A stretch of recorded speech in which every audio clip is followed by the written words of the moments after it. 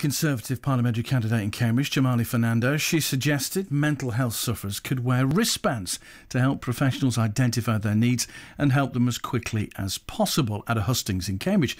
But her comments have angered mental health charities, and she's even received abusive comments as well following it. Chamali, good morning. Good morning, good afternoon. Well, good morning still, yeah. It's almost the afternoon, but well, thank you for eventually coming on. Do you feel like you've been misquoted here? Do you feel like you've been sinned against and it's been blown out of all proportion? I've definitely been misquoted, and there is an element of it, being a political blogger's desire to gain publicity from a misquote. So you didn't say that mentally ill people could wear wristbands? No, I didn't say that. I've in fact got the audio transcript with me, and I would just like to read out a little bit from that for your listeners. Go ahead. The response that I gave was in respect of two questions. There was a question from a lady in the audience who mentioned a very valuable point about renationalisation of the NHS, primary care, and she said this is something really missing from the discussion. Doctors and dentists are small businesses focused on profit, which detracts us from bringing about real change. And then there was a question from a gentleman named Tim who it was about services in Cambridge, and the question was this: how will all the candidates change the way mental health is treated, including preventing people affected by mental health? I have a friend to whom this has happened, from being kept in prison and police cells whilst waiting to access treatment. And then in answering the questions, it first went to the Labour candidate, who spoke about funding and reorganisation of the National Health Service. Daniel Zeichner, yeah. And then it went to Julian Huppert, who's the Lib Dem candidate, who spoke about achievements of the Lib Dems, listing various figures and money secured for mental health and child therapy services. The question then came to me, and this was my verbatim response, which I would like to read out. Thank you very much. It is important to remember that some of the achievements Julian mentioned are actually implemented through a coalition government, with the Lib Dems as the minority partner in a coalition. I think in response to your question, there are issues surrounding early diagnosis. We need to make teachers, health professionals, lawyers, even police officers all aware of the key mental health issues in the community. You touched on prison cells and people being kept in police custody without getting the treatment they need. I've had to deal with people in those situations. I'm not trained in mental health to deal with those people in those situations. I would like to see more training for legal professionals and police officers. Maybe it's something as simple as there are certain conditions which are more common where people can wear a wristband to identify that they have a condition, so that then we can perhaps spot it earlier and ensure that we deal with it. There are a variety of measures that we need to look at, but again, that is something where we need to work together. There are going to be people with much better ideas, and we want to hear those ideas as to how we can spot and help those with mental health issues, and perhaps train up our teachers in schools as well to stop these issues from occurring. So you've put it in context, but you did say it then. You did say can wear wristbands in certain conditions. That's what you did say. One moment, Paul. You said I would get the opportunity to put the statement as it was made that night.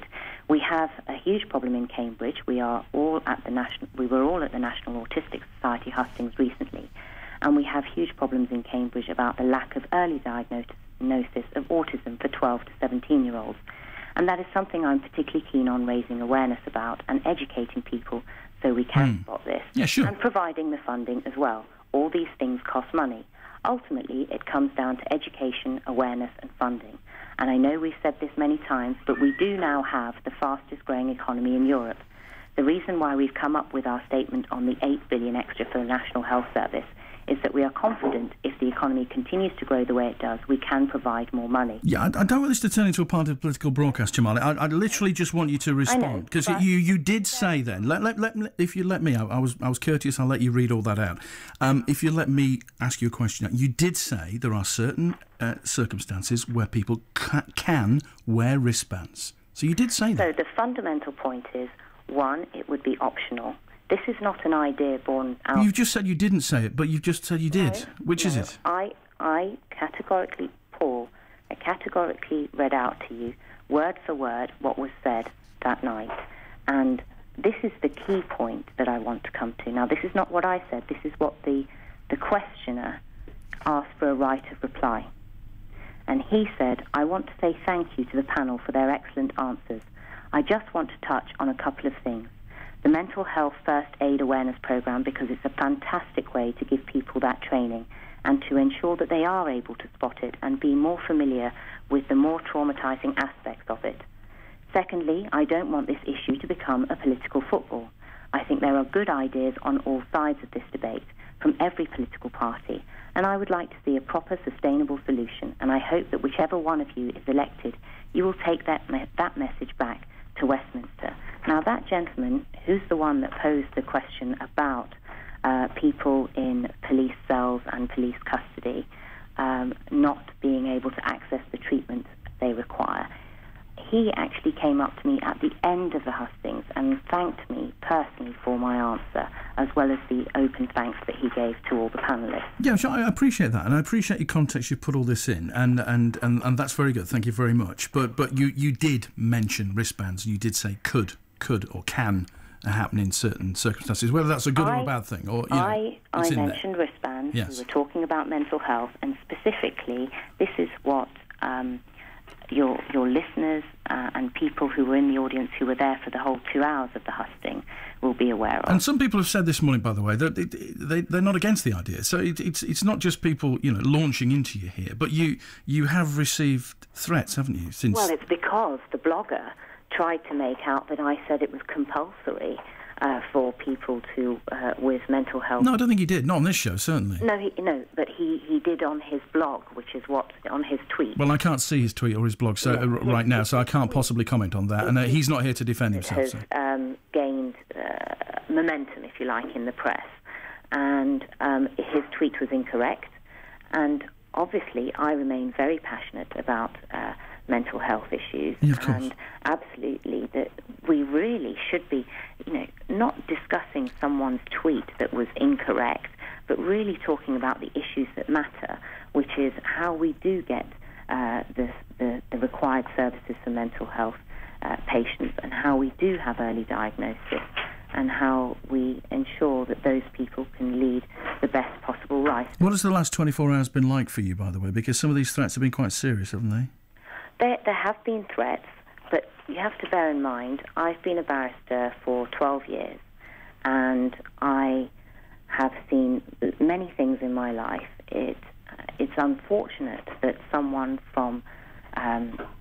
who didn't report accurately what happened, and I have actually, your colleague played to me the transcript of further misquoting by him this morning on radio, and it's very unfortunate that he has been able to gain notoriety at the expense of those with mental health issues, and furthermore, what is disgraceful, having all candidates being told that this should not be used as a political football, and having all candidates having been thanked for their answers.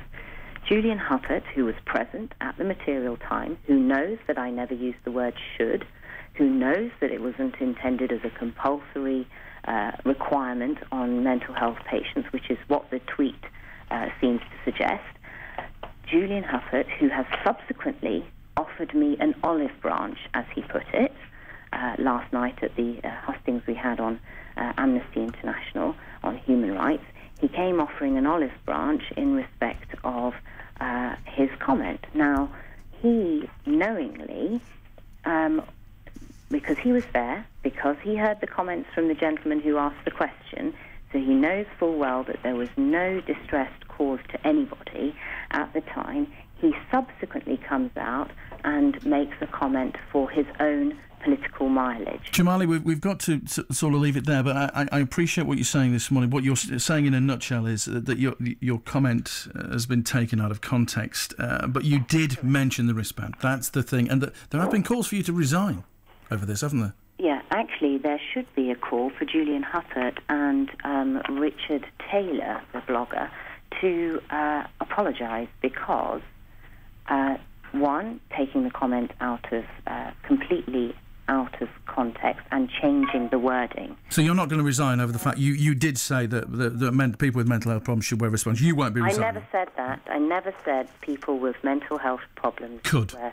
wristbands. You did. You just said you did. I could. I said can. What's the difference between could and can? We were talking. It's an optional measure where people who are, for example, let me give you. I don't understand the difference between the word could and can. Sorry, you've lost me completely. It's a conditional or a present tense. The issue is. It's semantics. That's semantics, Chamali. We were talking specifically about people in prison cells who are kept in police custody when actually they need mental health. Okay, but you mentioned wristbands and can. But you're not going to resign. Let's just get that clear. Yes. No, the point is, in respect of that, you're skipping over the very crucial issue that the man raised from the audience. No, I think we've given you plenty of time to talk about that. I'm just asking that one specific question, Chamali. Will you or will you not be resigning over this?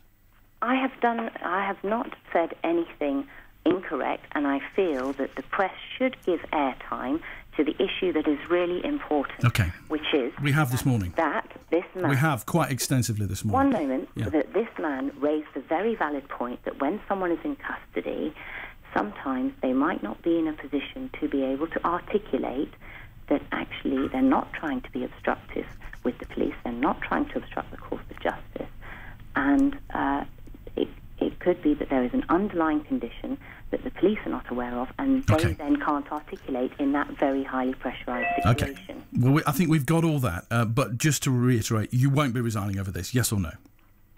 I have not said anything that That's a no. is incorrect. Yeah. I am not going to resign over comments made by a political blogger that are incorrect. Chamali, we've got to leave it there, but thank you very much for coming on this morning. Really appreciate that. Also standing, by the way, in Cambridge against Chamali Fernando, Julian Huppert for the Liberal Democrats, Rupert Reid for the Green Party, Daniel Zeichner for the Labour Party, Patrick O'Flynn for UKIP, and Keith Garrett for removing the Politicians' Party. That is it. We've run out of time. We haven't even got time for the jukebox track.